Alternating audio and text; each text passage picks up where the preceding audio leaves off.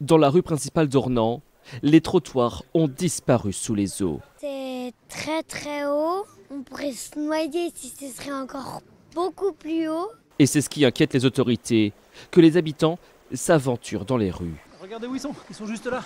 Les pompiers patrouillent sans relâche. Vous faites quoi, mesdames, s'il vous plaît? Faut pas revenir, c'est trop dangereux. Un danger sous-estimé par de nombreux riverains. Même si l'eau est stagnante ou paraît stagnante, on ne peut pas estimer sa hauteur et surtout on ne sait pas l'état du sol et donc cela crée des pièges.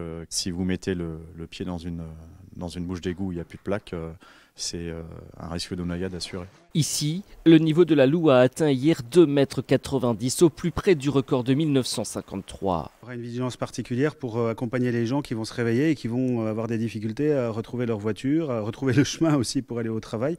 Dans cette ville du Doubs, près de Besançon, de nombreux habitants ont vu leurs maisons inondées, tout comme les commerces. On a une trentaine de centimètres d'eau dans la cuisine, tout est inondé. De fortes chutes de pluie et un redout en altitude qui provoque la fonte des neiges, voilà ce qui explique cette soudaine montée des eaux. L'organisme Vigicru parle d'un phénomène majeur qui a poussé les préfectures du Doubs et du Jura à fermer certaines routes à la circulation.